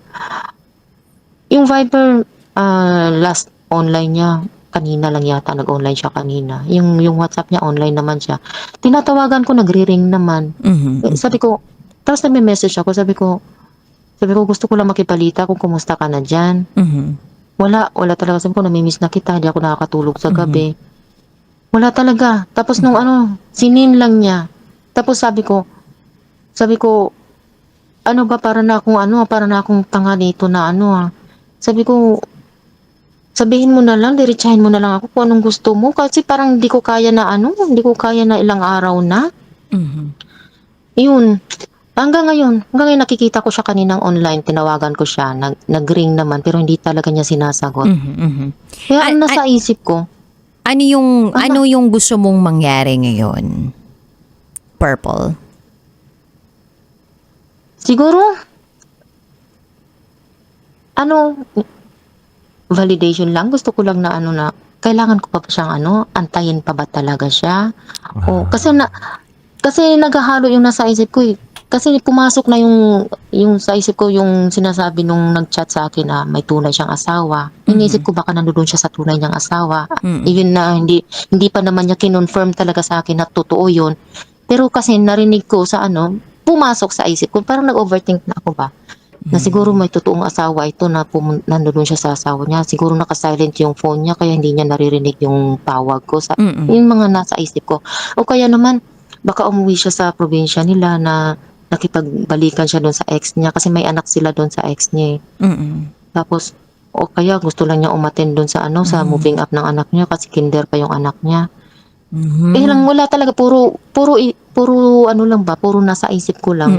So parang gusto mong masagot yung mga tanong doon sa isip mo. Gusto mo nang magkaroon ng klarong sagot doon sa mga naiisip mo. Okay. Paano kung ayaw na niya talagang makipag-usap sa iyo at tinatawagan mo lahat ginagawa mo, 'di ba? Para lang makausap siya, masubukang makausap siya, makapag-reach out sa kanya. Lahat na tinry mo sa apps, 'di ba? Tapos nagme-message ka, tumatawag ka, hindi niya sinasagot. Paano kung ayaw na talaga niya na makipag-usap pa sa iyo? Anong gagawin mo? Siguro gusto ko lang ng closure talaga. Kasi sa ngayon kasi, doon pa ako sa yung parang pinaprocess ko na yung sarili ko na natanggapin kung sakali mang hindi talaga magiging kami. Ang gusto ko lang yung magiging tapat lang siya ba? Yung maging honest lang siya. Kasi pakiramdam ko kasi parang unfair sa akin ba na totoo naman lahat ng pinakita ko sa kanya, pinaramdam ko sa kanya. Totoo naman. Tapos siya, ang dami niyang lihim. Ma'am Purple, valid yung nararamdaman mo ngayon, yung sinasabi mo ngayon na gusto mo ng confirmation, 'di ba? Gusto mong malaman na talaga bang yung mga haka-haka mo ay totoo, yung mga naiisip mo ay totoo. Pero kasi Ma'am Purple, ang hirap patunayan at ang hirap na may isang tao o yung katulad nung taong nang go sa'yo ay umamin na totoo nga yung mga ano mo. Kasi kung yung panahon nga na nakilala mo siya nung una, hindi niya na sinabi, how much more ngayon na booking na siya, aaminin niya pa rin ba? Hindi na. Ang taong cheater, manloloko, hindi yan kailanman aamin ng kanyang pagkakamali kahit huling-huli mo na. And in an ideal world, ang gusto talaga nating mangyari ma-verbalize sa atin ng taong nag-ghost sa atin yung tunay na dahilan kung bakit bigla na lang siyang nawala. Yes. Yun yung gusto nating mangyari in an ideal world. But it's the reality na minsan talaga ang sagot sa mga tanong mo ay doon, naroroon na mismo sa harap mo at yun na yung pang-iiwan niya sa'yo, ang hindi niya pagpaparamdam sa'yo. Yes. That is already the answer that you need. At yun lang yung kailangan talagang tanggapin ng tao. Pero ang sakit din kasi, partner, and valid nga, katulad nga na sinabi natin, na valid yung reason and nararamdaman ni Purple ngayon dahil nga, naman. ang hirap maiwanan ng may question mark. Totoo naman. Mas okay na yung Opo, nag-away kayo at nahuli mong nang bababae talaga eh. Oo. Kaysa naman yung bigla na lang nawala. Oo, kasi mali mo ba kung talagang naiwan lang siya sa Batangas, di na siya nakaahon dun sa dagat, 'di ba? Mali mo talagang tuluyan na siya naging syokoy. Nalaglag na doon sa Taal, gano'n. Oo, kaya nandun na sa Taal, 'di ba? Sumama pala dun sa mga Sana nga po diniretso na lang niya na, na gusto na niya makipaghiwalay. Parang ganun ba? Para ako naman. May number ka. May number ka ba? Tawagan kaya natin. Chat mo dito sa amin. Chat mo Tawagan dito. natin. Try natin tawagan. Huwag na, nakakahiya. Wag. Hindi kasi kung baka mamaya kung hindi ikaw yung sasagutin niya mula sa number mo yung tawag, mali mo sa amin sagutin niya. Tapos makapag-usap kayo ngayon dito on air. Kung gusto mo lang naman, walang palitan. Huwag na, baka mas lalong iiwan ako. So nandun ka sa part na natatakot ka na tuluyan ka na talagang maiwan itong taong to. Oo. Pero hindi ka ba Totoo natatakot, lang. Purple, na na patuloy kang lolokohin ng tao na to? Nandun din ako sa Kasi bago nga siya umalis, nasa ano na ako yung isip ko kasi parang toxic na hindi na pwede na palaging ganito. Kaya lang, lagi pa rin akong nakakapit pa rin ako dun sa yung sa pangako niya sa akin ba? Na Yun huwag lang bibitaw, palagi kong ganon. pinanghahawakan. Na huwag bibitaw Opo. kahit mahirapan kayo. Tapos lagi niya sinasabi sa akin, basta magtiwala ka lang. Mhm. Kaya lang, iba naman yung mga pinapakita niya ngayon na parang ganun ba, malabo nang magtiwala. Mahirap na magtiwala. Kasi hindi Ang gusto ko consistent lang- yung hindi consistent yung action niya doon sa mga sinasabi niya. Yes. Tama ba? Yun nga po. Opo. Ako para sa akin, Purple, bilang isang lalaki. Kung alam mo naman na marami ng red flag na senyales na dapat nang iwanan itong lalaki na to, I think worth it itong bitawan na rin eh. Kesa naman na, oo nga, na paglaban mo nga o pinanghawakan mo nga yung pangako ninyo sa isa't isa na kahit anong mangyari, walang iwanan, paniwalaan, pero nandun ba yung kapayapaan? 'Di ba? Yun ang lagi natin titignan eh. Hindi tayo pwedeng magpakumpiyansa or bumasi lang doon sa sinasabi ng isang tao na tiwala ka lang, mahal kita, hindi kita iiwan. Ikaw lang. Oo, nasabi niya yun. Pero ang tanong, kaya niya bang panindigan yun? At may kapayapaan ka ba kung pangahawakan mo yun? Ma'am, kung may kapayapaan ka, sige, go. Kung mapapatunayan mo sa amin ngayon ni DJ Rocky na may kapayapaan ka kapag pinili mo na panghawakan yung tiwala na salita niya, na kumapit ka dun sa kanya, sige ma'am, hindi na kami magsasabi sa iyo na tigil mo na to. Pero ma'am, kung wala, ma'am, alam mo na siguro ang tamang sagot. Yun nga po eh. Sabi nga, words are cheap. Actions prove why words mean nothing. Tama. Galing. Kaya lang ang hirap po ang hirap sa pakiramdam yung naiwan ka sa ere talaga na Opo. Dapat- You understand. Naging prangka na lang siya eh. Naging prangka na lang sana siya na Kahit sabihin man lang niya na hindi, tingin ko hindi na mag-work tong relasyon natin. Mhm. Tigil na natin to. Ganun na lang sana kahit hindi na niya aminin na may asawa siya o ano. Basta yung closure lang ba? Opo eh. Pero talaga ma'am, may mga tao kasi talaga hindi kaya mag-verbalize na tapusin na natin to. Yes. May mga tao talagang bigla ka na lang iiwan nang hindi man lang magsasabi ng tunay na dahilan o hindi na lang magpapaalam at hindi na lang magpaparamdam. Tama. Kailangan nating tanggapin talaga na hindi natin kontrolado yung mga taong yun. Tama. Pero ang kaya nating kontrolin ay yung sarili nating pagresponde doon sa ganong klaseng aksyon na iginawad sa atin o ginawa sa atin. Hmm. Gusto mo ba retohan ka namin? May nagsasabi dito sa TikTok na reto na lang daw namin ikaw sa iba. Charot! Sa tsuhin niya daw. Wait, charot. Sa mga driver natin ngayon na nakatutok on air na single, kilala ka namin. 43 from Hong Kong, Purple. Sino ka mukha mong artista, ma'am? Wala? Ma'am Purple. Kaya naman. Ma'am Purple. Kaya naman. Ma'am Purple. Hindi, parang wala naman po. Ma-purple ba o ma-mink-mink?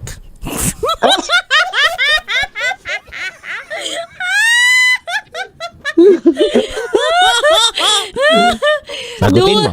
Dude, pag purple, pag Bugbog. bugbog yun eh. Ang kulit mo talaga, DJ Titangelo.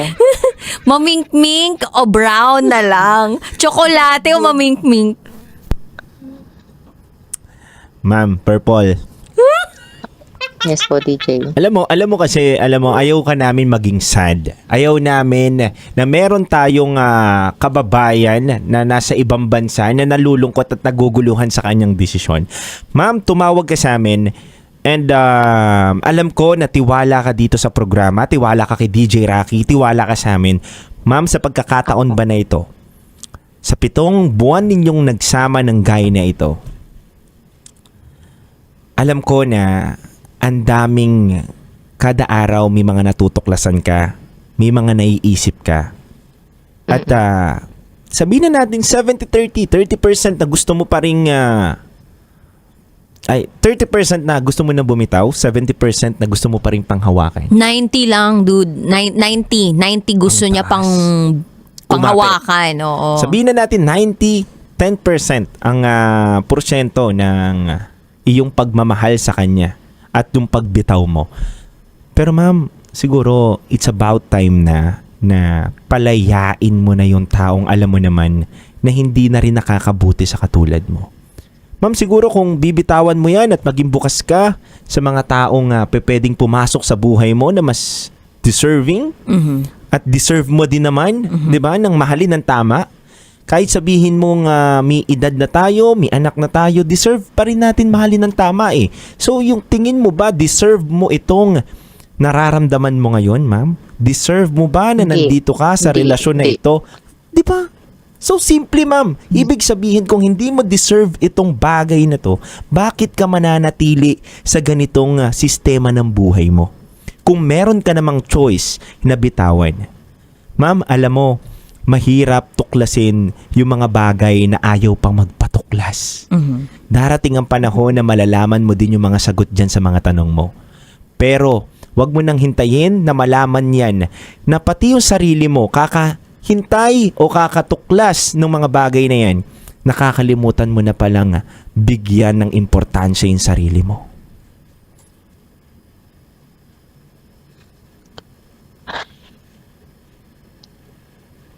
Salamat po, DJ Titangelo.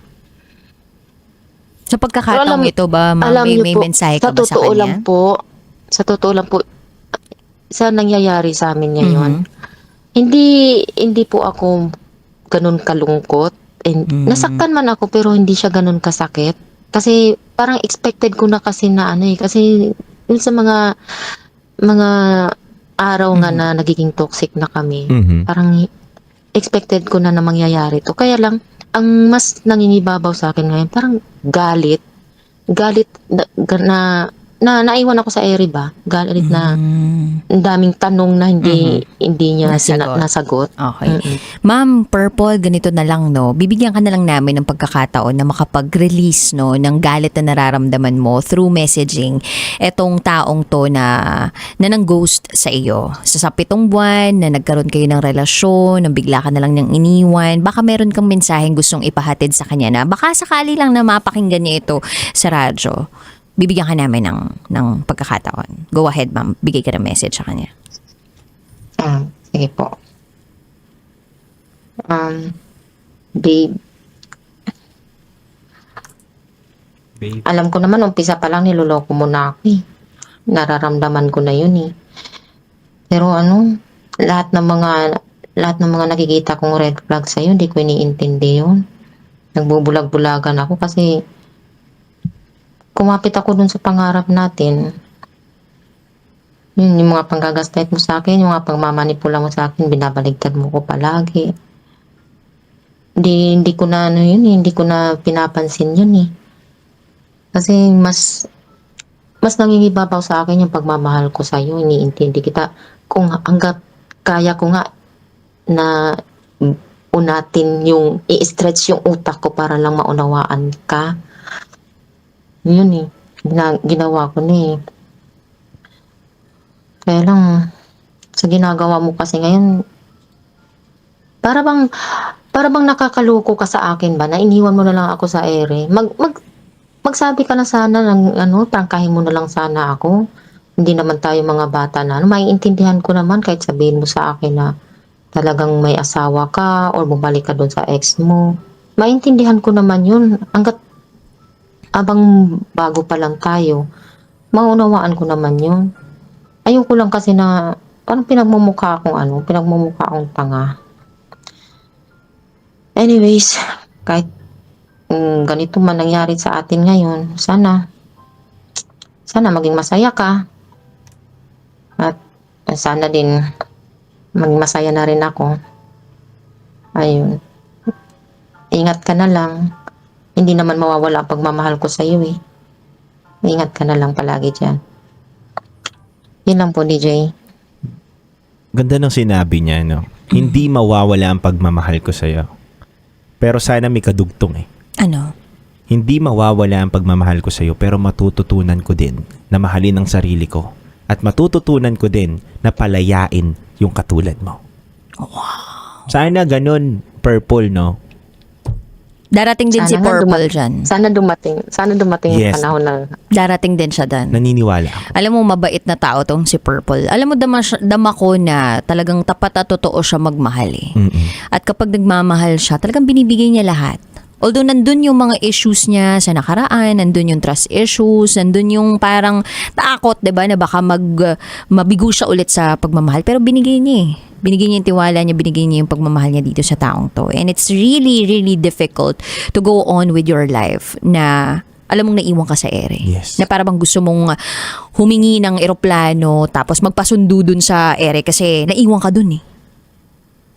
At ang hirap na gabi-gabi, iniisip mo pa rin kung saan ka nagkulang at saan ka nagkamali. Na kahit sabihin mo na hindi naman ako pangit.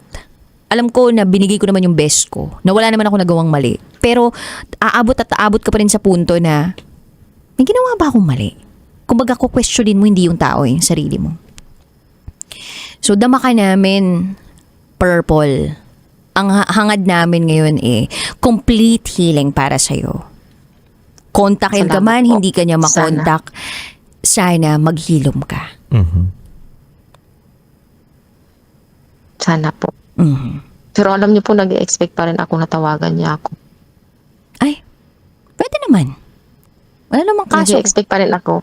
Kaya lang parang sinasabi ko na sa sarili ko na parang gusto ko lang talaga ng closure ba? Gusto ko lang talaga makausap siya. Tapos wala na. Mhm. Ayoko na ipagpatuloy din. Ay, may caller Gusto ko tayo lang ngayon. Hello? Hello? Hello? Uy, ikaw ba tong ex ni Ay, ikaw ba yung nang-ghost dito sa caller natin? Hello, babe. Uy, mga ba't ka kinikilig? Porket narinig mo lang yung boses. Kaya nga, kinilig. Sir. Baka pwedeng paulit yung sinabi mo sa kanya, sir. Hello, babe. Ay. Oh, sagot ka, ma'am. Alam mo ba kung ba't hindi ako makapag-chat sa'yo nung nasa Batangas ako? Totoo naman talaga mahina yung signal doon. Kaso, kumunik ako sa wifi. Kaso, iba yung pinangsundot ko eh. Hindi ko na natanggal. Nabaon na. Sana mapatawad mo ako, babe. Sir, mahal mo pa rin ba? Mahal mo pa rin, sir. Pinapalaya na kita. Ay, Diyos ko. Iba talaga yung expectation ni Miss Purple. Anyway, Purple, maraming salamat sa pagtawag mo sa amin at sana kahit Thank you papaano po. napagaan namin yung bigat ng nararamdaman mo. Opo. Thank you po. Ingat! Mahigpit na yakap. God bless, Purple. Salamat po. God Naway, bless din po sa inyo. tama na maging desisyon mo, Purple, ha? Tawag ka lang sa amin. Oo. Okay po. Thank you po. Thank you. Dude, naiwan ka na ba sa ere? Oo naman. Masakit. Pero wait, nang iwan ka na ba sa ere? Oo din.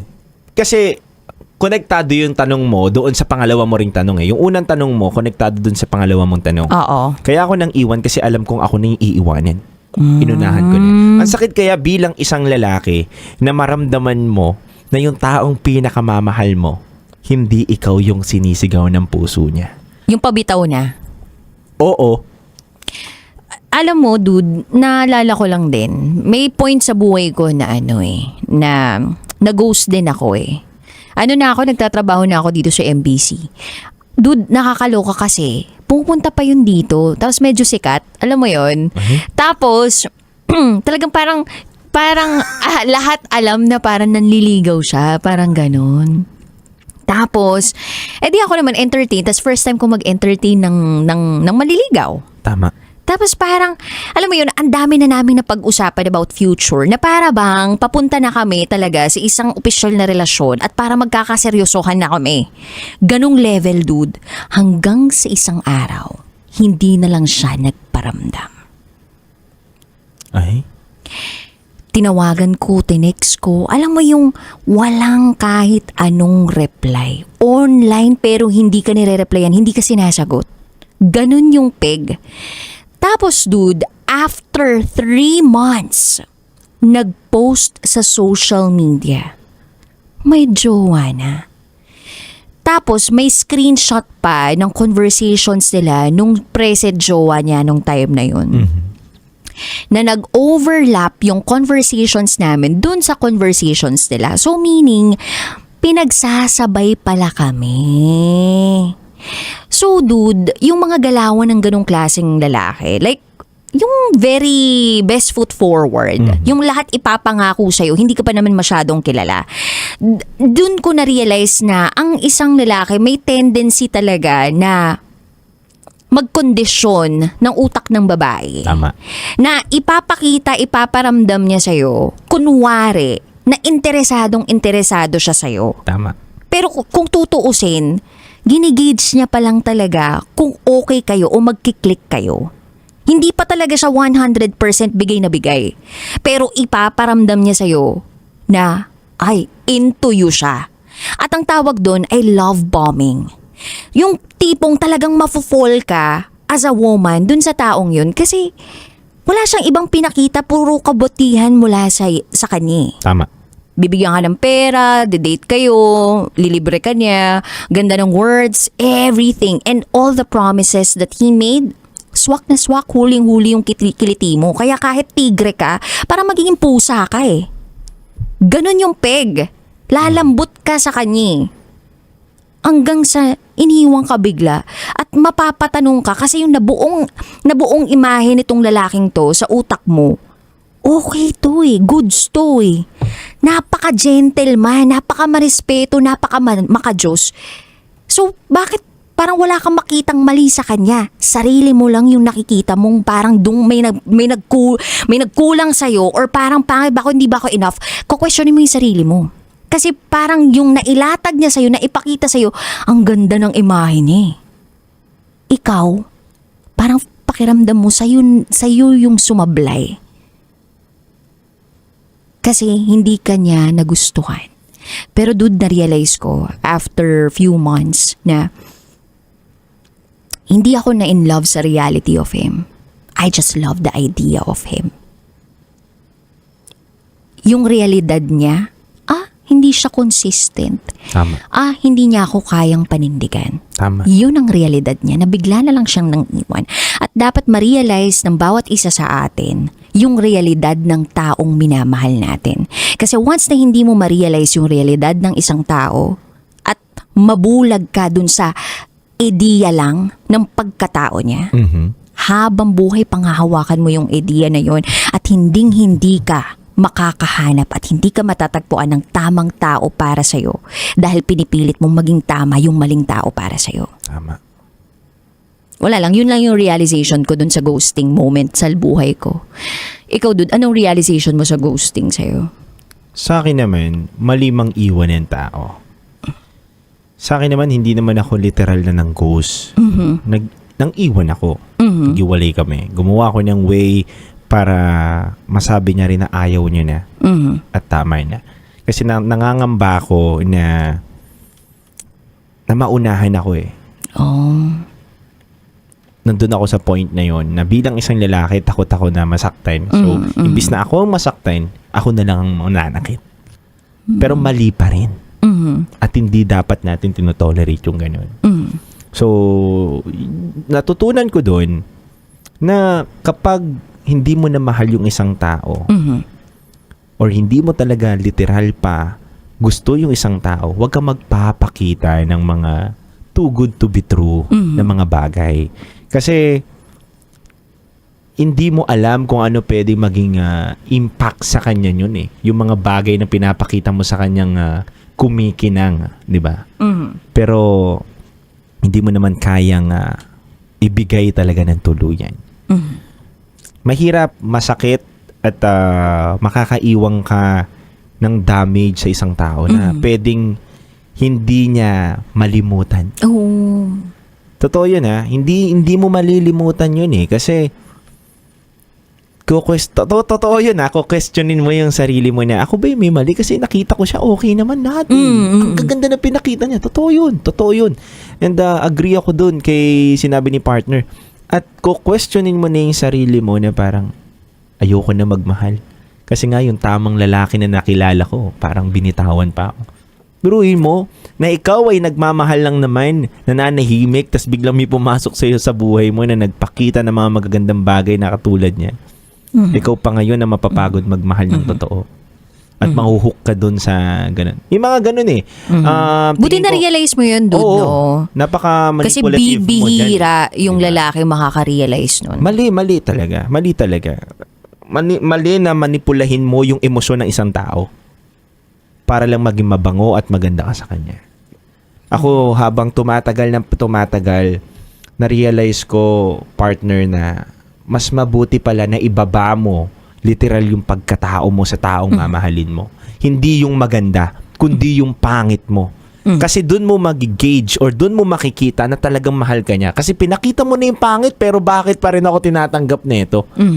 Yun lang ang naging sukatan ko. So yung nakilala ko, yung taong mamahalin ko, pinakita ko kung ano ko. Ito yung buhay ko. Ito yung lifestyle ko. Ito ako. Ngayon, mamahalin mo ba ako? Pero alam ko sa sarili ko na kapag may taong nagmahal pa rin sa akin at yumakap, handa ako magbago. Doon ko papakita yung kabutihan ko. Yun eh. Para sa akin, mas mahirap ipakita yung kapangitan mo. At mas madaling maging mabuti nga na pinapakita mo. Mabait ka. Pero yung kasamaan mo para pakita mo, mahirap yun. At saka dude, pag naging vulnerable ka na sa isang tao, especially sa partner mo, ibig sabihin nun, tinanggal mo na yung ego mo sa sarili mo. Tinanggal mo na yung, binaba mo na yung pride mo. Ibig sabihin nun, binalatan mo na talaga ng buhay yung sarili mo dun sa taong yun. Tama. It's take it or leave it na. Hindi kayang gawin yun nung nung lalaking nakilala ng caller Caller natin. natin. So, ibig sabihin, may reservations pa siya towards you. So, hindi pa siya yung tama para sa'yo. Agree. Well, dami natin realizations Ganda, ngayon. no? Ang ganda ng call natin ngayon. Anyway, mga kabisyo, muli, maraming salamat po at kayo pa rin po ay nakatutok sa 90.7 Love Radio. Kasama nyo po ang nag-iisang Basa Princess, DJ Rocky Terra. At nakasama din po natin ang titindig sa mga ipinaglalaban ninyo, DJ Titan Jello. Maraming salamat, kabisyo. Mamaya ulit alas 9 hanggang alas 12 ng madaling araw tayo magsama-sama sa 90.7 Love Radio. Kailangan pa bang i-memorize yan? Basic. Purple, handog po naming awitin sa inyo. At sa'yo ay awitin ni Michael Ducci, Binaliwala.